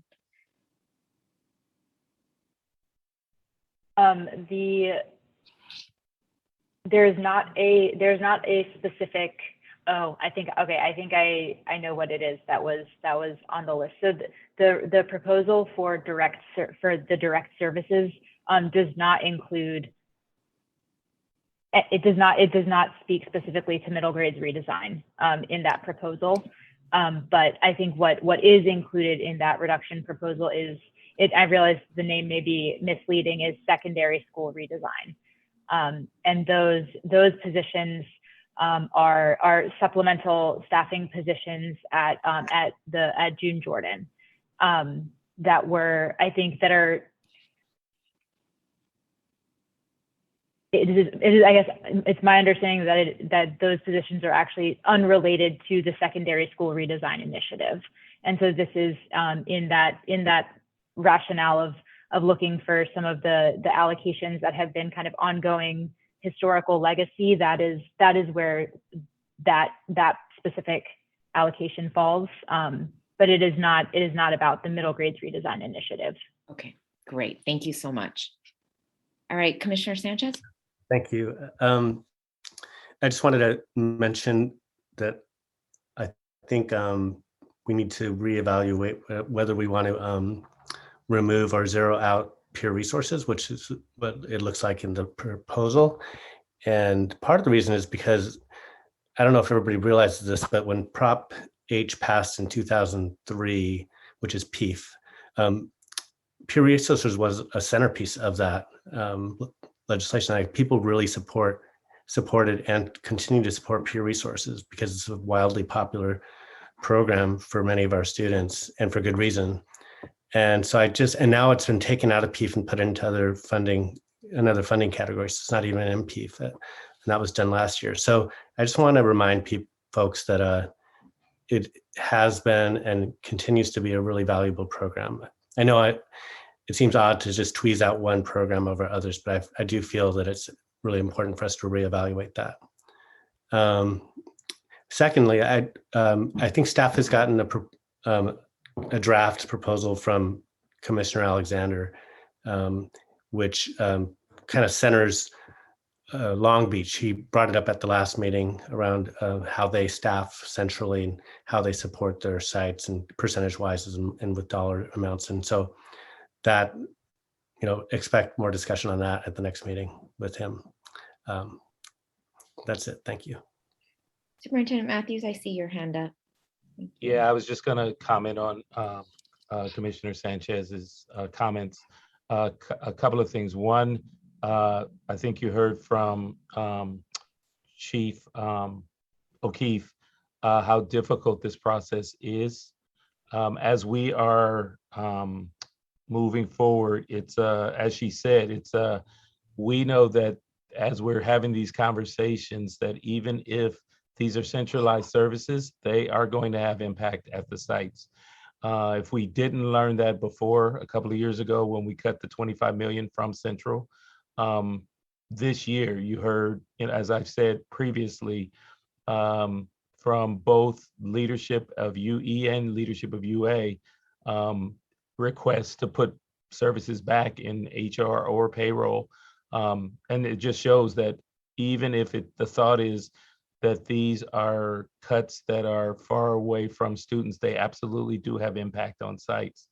And so wanted to make sure that's clear, that as at that point, we were talking about 25 million this now, right? And that those cuts were from Central. Right now, staff's proposal, as you see right now, is 30 million, and staff actually as you heard earlier, staff did step up to the plate to figure out where centrally we could do the best we could to cut 30. So I would say that if one of the things you heard during the public comment was, don't cut peer resources, well, then that it just means something else has to be cut to get to the 30. So that would be one thing I'd say if as you were saying, Commissioner Sanchez, if it's not going to be peer resources, it just means it needs to be something else for us to get to the 30. And that also goes to the next comment that was made, which is, we'll be talking more about a proposal that came forward that actually is a much larger cut. So if you're talking about don't cut this program, but looking at a much larger cut to Central, it has to come from somewhere. So I understand the difficulty. I understand the popularity of certain programs, but at the end of the day, what Central staff leadership did was to look at where we could, we had priorities. We looked at what enhancements is a difficult word to use, but it was the thoughts of what's as far away from core as possible, and trying to determine 30 million in cuts. And that's what staff did. So I just wanted to make sure that it is known, or at least the public as well as the board knows the difficult and the tough work that Central Office staff has done over the last 2 weeks to get to this 30 million in cuts. And just a reminder that this is on top of 24 million that was done 2 years ago. But we have arrived at that number. And ultimately what it is about is trying to stabilize the trying to stabilize the outgo of revenue or outgo of expenditures, trying to bring those expenditures down, especially at a time when if revenue isn't keeping up at the same place. So if we know that's not happening, we absolutely have to do everything we can to bring those expenditures down. And that's what you see there. So I just wanted to make sure that point is known and as we move forward and continue to have these discussions. Thank you, Dr. Matthews. Anne-Marie Gordon, Anne-Marie, I think you had a response to that you wanted to share. Yes, thank you. So this is, I think, likely we'll need to do have a little bit more discussion and a little bit more preparation that we can incorporate into that discussion of the proposal shared by Commissioner Alexander and you, Commissioner Sanchez. But one thing that we have been doing, and that I was fortunate to start the conversation today, is speak with someone at Long Beach who actually works in their fiscal services department to start to get a little bit more information, kind of the behind the scenes pieces. I think, right, we've seen through the various analyses that we've done, and that, the analysis in that proposal, where we have, notable differences in the way that our resources are allocated by function, by direct service, right, staffing levels, all of that. And so there's definitely more to do, but I think that we have been able to make contact, and I think just to be able to learn a little bit more about the way that decision making, I would say actually the way that decision making happens about how resources are allocated. And I think just one thing that is very different about their approach compared to ours is a staffing model that is very, very rigidly followed for school staffing as compared to a weighted student formula. So I think we got really some of the more basic kind of conceptual differences in the meeting this morning, but I know that, they're open to sharing more. And so I'll work on that follow-up to be able to share some of the specific examples of the way that they allocate resources and the way that they've really set a high priority on maintaining also those reserves over the years. But I just want to acknowledge that. I know that there's going to be more discussion later, but I think that will also help us as we continue in our future meetings. Thank you. Commissioner Bogus, if it's all right, I might jump in here because, I appreciate what Commissioner Bogus has raised about, discussions around closures of schools. I think I really want to be practical about it to understand, like right now, by sites, and this is why I think, as we go through into the budget season, even after into the more detail in January through the spring, is really understanding, at the site level, number of, students and the staffing ratio, and the enhanced, supportive services to students, because I do think that we need to be real about what our when I say operational, meaning our portfolio of schools, and really understanding structurally, right? How are we building out our overall district? And so I think that, and I'm assuming as well that with our CDE and FICMAT partners will also be along with us through this analysis, and just to really look at, what does this mean for a district, as well as matching that up with the revenues, again, in the both short term and long term, and what does that mean? And these are, again, choices that we make, right, as a board in partnership with the superintendent and the staff, and to be just really, I think, open about what those decisions are, and structurally, how are we setting ourselves up for that, and is it sustainable over time, both in the short term, midterm, and then, again, that longer sustainability. So that's just, I just wanted to name that. I am really curious to that further analysis as we go through this process. So thank you. Commissioner Bogus? I see that Elliot has his hand raised. I don't know if we want to call Thank him. you. Yes, Elliot? Trying to get both there. Well, I was trying to start the video, but you're probably better off not seeing it because I'm wiggling the iPad. So those are actually very pertinent comments, and your questions are great. Let me see if I can start the video. I'd rather. Yeah, it's just not starting. I think I'm moving it too much. So one of the things, I think Commissioner Bogus, you asked about the next couple weeks. So in the next couple weeks, what's going to be very important is to commit to some kinds of formulas for staffing. So that year over year, you know that school A, if it grows by 10% or declines by 10%, it's going to change, and you're committed to take care of that. Because I think that's where a lot of costs are in your budget right now. And I think, in talking with staff, they wanted to be extremely transparent about worst case.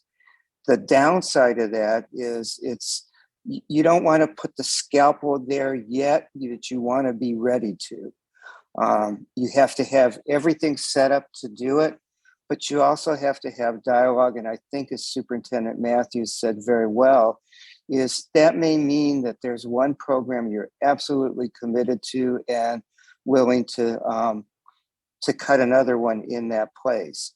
So I think that, and in looking at Long Beach, and I think that's very true about Long Beach, they have over the years developed a number of systems that they adhere to.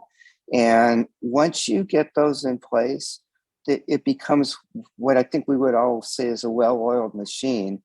And in some respects, while you've been blessed with a lot of other money coming in, that probably played into a machine that you could add on to maybe before the oil went there. And it didn't help with LCFF, ESSER's money, CARES money, where you actually were told to provide extra services. Now you're looking at what do you do with those?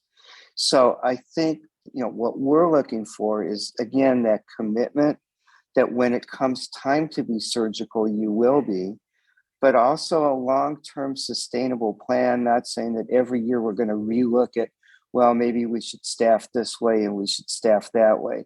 And I was going through actually site by site today with the amount of money per student and the amount of money, the amount of staffing.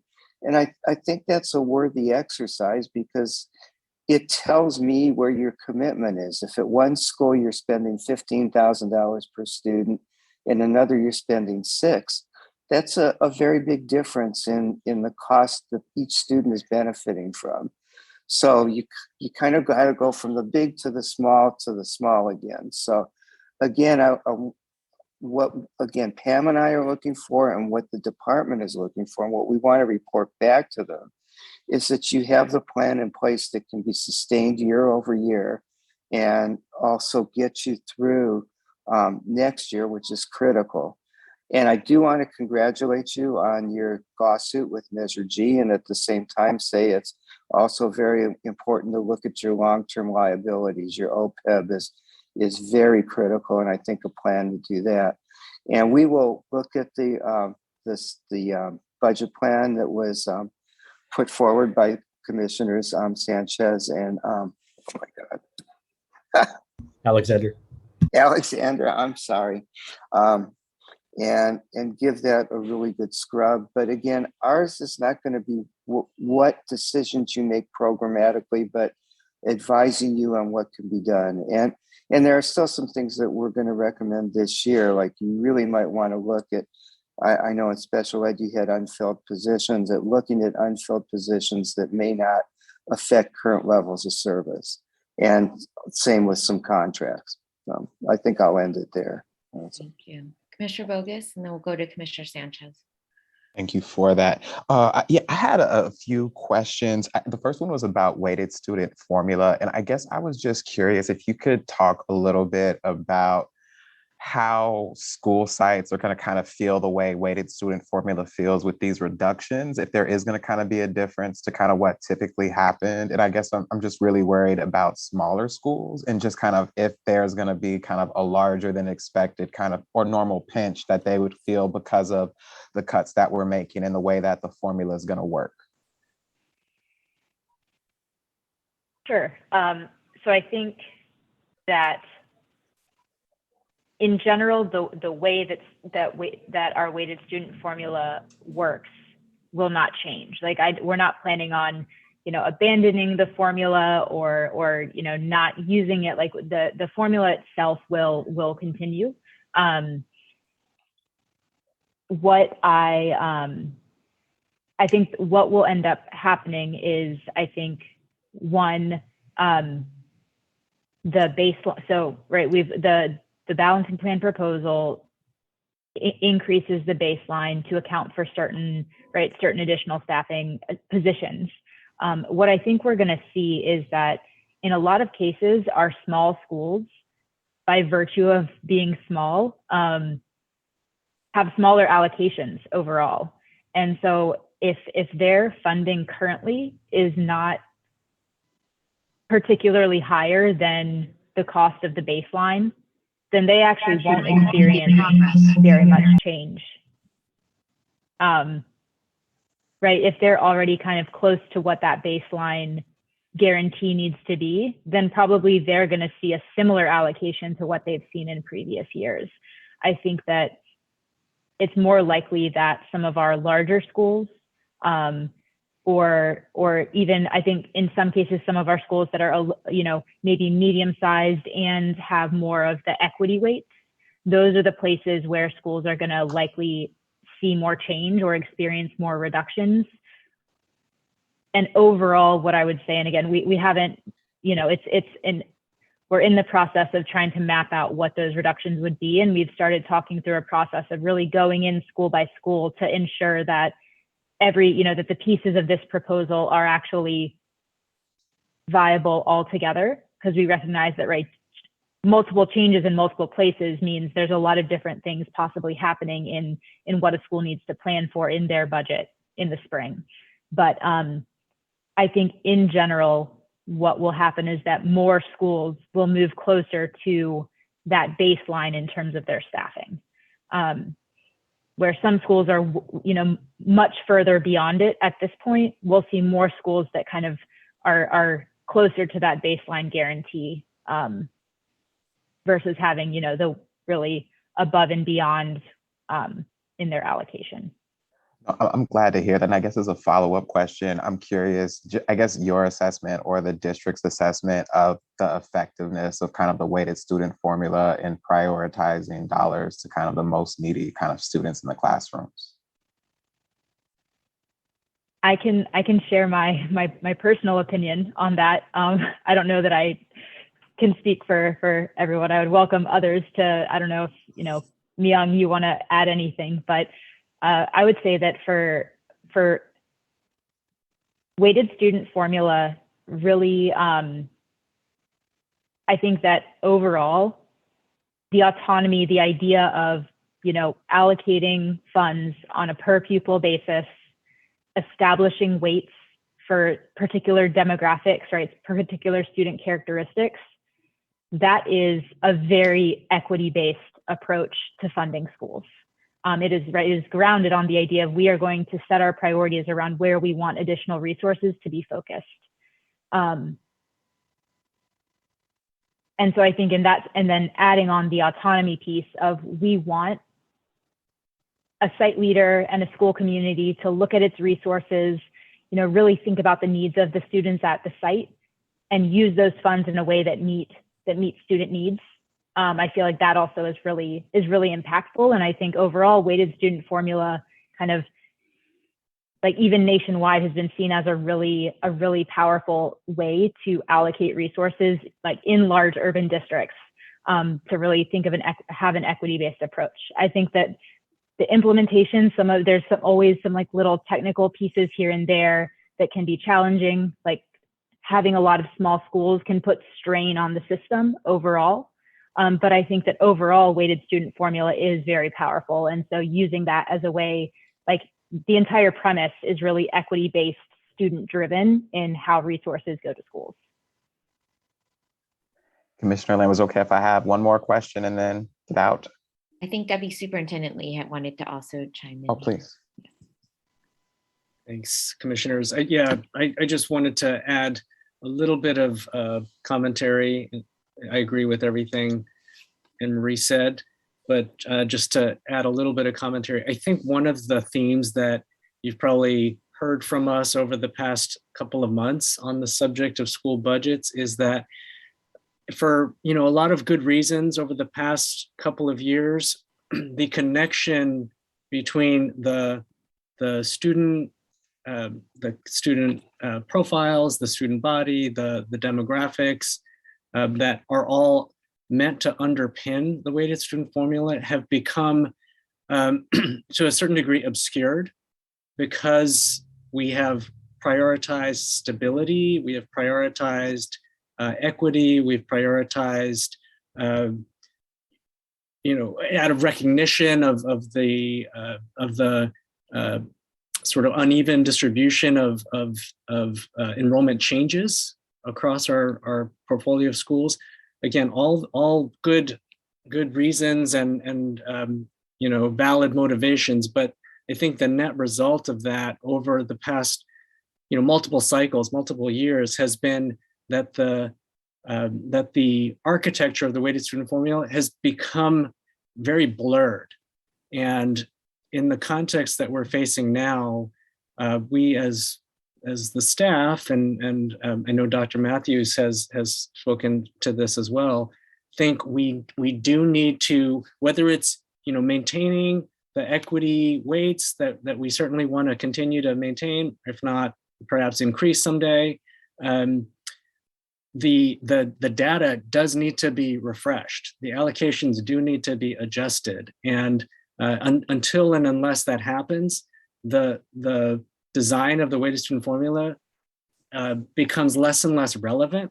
It becomes less and less coherent, is one way to think about it. So Ms. Gordon mentioned Long Beach and their rigorous implementation of formulas. Their I think you said rigid implementation of formulas.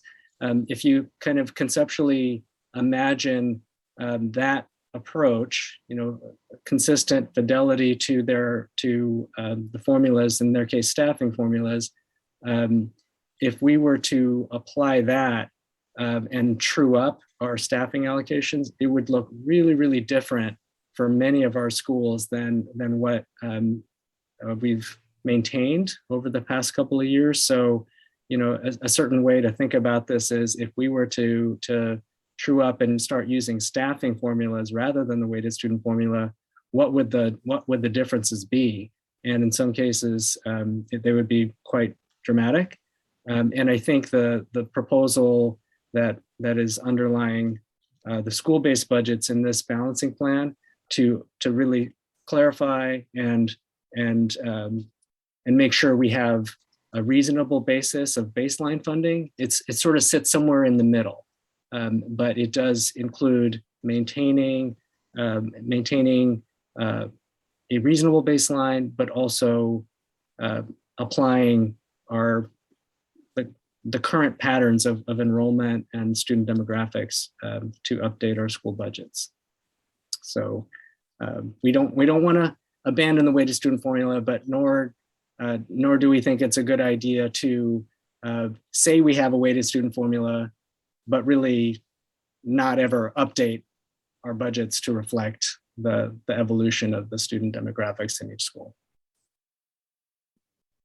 Thank you. Did you have a follow-up, Commissioner Bogus?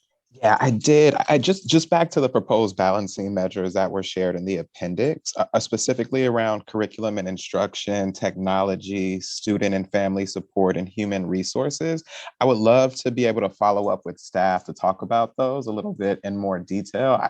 I think from looking at them, I'm worried about the reductions actually kind of being more than reductions and actually meaning kind of the elimination of our ability to provide some services, and just really, I think, want to get a clearer picture of kind of what we mean by reduction and kind of size and scales and kind of what that could potentially look like at our school sites. But the question I have is actually about the facilities proposed balancing measures. And I guess I'm just concerned about the state of our facilities and our ability to monitor them, maintain them, and support them. And so I guess, and also the need for more custodial service staff at our school sites, especially kind of in this moment where we've had a lot of issues at our schools and a lot of concerns with the conditions of our schools. I think I'm just worried about kind of the size of this impact, even though it is only one FTE, and just kind of how we're going to be able to do a better job than what I feel like we've been able to do so far this year with these reductions. Commissioner, I'm happy to respond to that if that's helpful. And so in the one FTE reduction that you're speaking of is actually from a very small unit that's had a number of retirements over the past year and is using outdated job classes of hazmat abatement worker, which no longer align with actually the full range of the complex tasks that we have needed to engage in over the past 18 months. And so I think I've referenced this in other kind of random moments over the year, but we are looking towards taking this environmental health unit and instead of staffing it with a series of, again, abandoned, not just outdated, abandoned job classes. The city will no longer offer exams for them. We cannot recruit for this job class anymore. Instead, to hire the much needed industrial hygienist that we have all been hoping for, that will support not only school sites, but also custodial services and buildings and grounds in terms of safe work practices. And what we have really come to at this point is that most of this work is actually delivered by outside consultants in terms of hazmat abatement. We don't, the days of having 20 staff yourself who remove asbestos and do your hazmat abatement have been long behind us for a long time.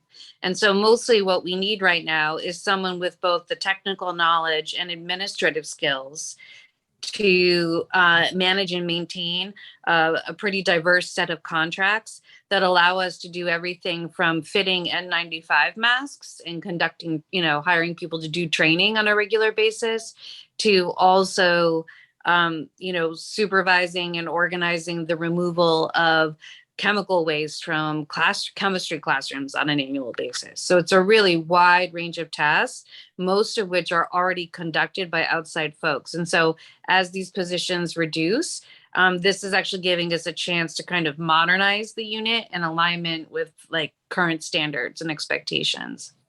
I appreciate that clarity. I think what I was trying to highlight, and I think maybe I can follow up with you after the meeting to kind of get more clarity, is I guess I'm concerned that the current staffing levels in our facilities departments is inadequate for our district and is costing us kind of costing us more money in the long run, and also putting kind of our school community potentially at jeopardy, whether it's health and safety or just lack of level of cleanliness that I feel like we need to have at our school sites. And so I think for me, as much as I don't want to spend money on anything that is in our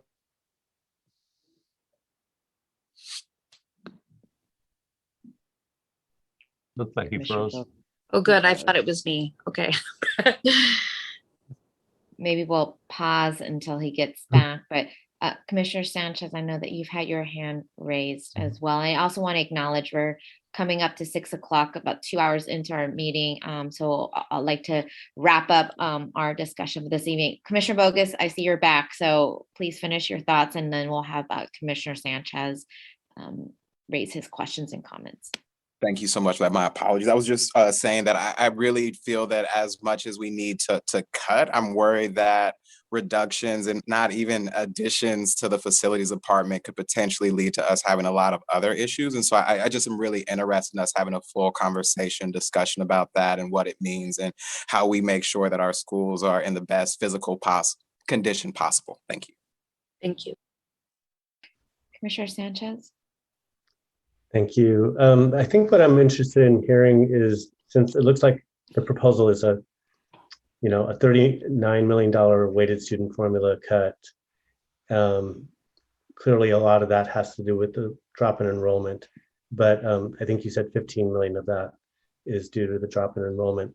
But can we give some scenarios of some of our schools, maybe anonymize the schools, like a tier 3 school that's under enrolled, a tier 3 school that is at enrollment where it should be, and what this type of cut would actually mean? Like, just play it out for us without naming the school necessarily. But it would be a tier 3 school that invariably would be serving students that are from marginalized communities that have historically been underserved by school districts. And could staff prepare something like that for us? Yeah, we can do that. And I think we'll plan to incorporate it at the next meeting, which will be, I know it's another budget and business services, but the December 1st meeting, we can, we can develop some scenarios. Okay, thank you. Great, thank you. I don't see any other discussions. I just wanted to thank again the tremendous work of the staff, not only the budget team, but clearly, as Dr. Matthews said, the staff has really risen to the call to action in making these really tough proposals, in which we know ultimately will have an impact to our students' experience. And while also recognizing we absolutely need our district to be in strong fiscal health, not just next year, but for the future years to come. So I just wanted to express again my big thanks, and also again to our CDE fiscal expert team. Thank you for your support, your guidance, and as you dive even deeper in these coming weeks with the staff. So with that, I just want to see if Dr. Matthews had any final thoughts and closing us out for the evening. So I'll turn it over to him. Yeah, I'll take a moment. I don't know if I told you this story or not, but if I did, you get to hear it again. While I was in school, I used to work at Lucky's. I was a checker, and one of the things that there would be times as a checker that I would be checking groceries, and so I'd be checking and checking and checking, and then someone would say, "Oh, I only have $200." And then I do a subtotal to see where they were, and they were actually at $375. And then one of the things they would say to me is, "Oh, but I still need that and that and that." And one of the things that I would say back is, "Well, no, at this point we have to take some things off." And I just want to remind us of this process as we move forward. I know this is difficult, and one of the things is, as we as staff, the things that we're suggesting being cut, if we had our ways, none of this, we wouldn't put any of this up. We would be like the person saying, "No, we still need this and this," but we know we don't have the dollars to do this. So one of the things the reason I'm saying this is, as we were having this conversation tonight, I could hear some of the angst from our board members and I get it totally. We're at the same place in not wanting to let go, but we know we have to cut some things. So we hear that angst, and maybe part of it is, this is your first or second time just seeing these things, and it's really beginning to sink in that these are things that we're going to have to reduce or let go. And I just wanted to make sure that as we're going through this process, know that this isn't easy for us as a staff to suggest these, but we know if we're going to live within our means, if we're going to stabilize our budget, then we have to make cuts somewhere. And I just think it's important as we move forward to keep that in mind. These aren't easy cuts for anyone. They definitely are going to have impact to sites, and we know that. But at the same time, we know we have to stabilize our budget. So that's why, as we're looking and going back and forth and trying to figure out what should be put up to be cut, to be reduced, it's a difficult process. But at the end of the day, we're the person in the supermarket, and we're at the place where we're having to say, no, we have to, these are things we have to put back into the cart or back into the store because we no longer have the funds to be able to put these in the cart. And that's what we're doing right now. And here's at the end of the day, though, as I said, like the person who said to me, well, I still need that and that and that, that's fine. You can have those things, but that means more has to come off and go back into the cart. So I just wanted to make sure we're all clear about that process. Thank you, Dr. Matthews. So before I close, just wanted to remind the public that we have the November 30th town hall, budget town hall, and I believe a flyer will be released soon. So we'll get that out to communication to families and to our community and stakeholders. And then our next scheduled meeting is for December 1st, budget business services, as well as followed by December 7th, our committee of the whole. And those are going to be really focusing in on discussing those trade-offs and identifying those potential changes and ultimately finalizing that draft budget balancing plan, which we will then move to adopt December 14th at the regular board meeting, and we must submit on time to CDE on December 15th. So that is the roadmap for the next month. And again, thank you all so much for this important dialogue and just professionalism and respect for one another during these really difficult choices ahead. So have a wonderful evening, and we will see you all very soon. Good night. Thank you. Thank you. Good night.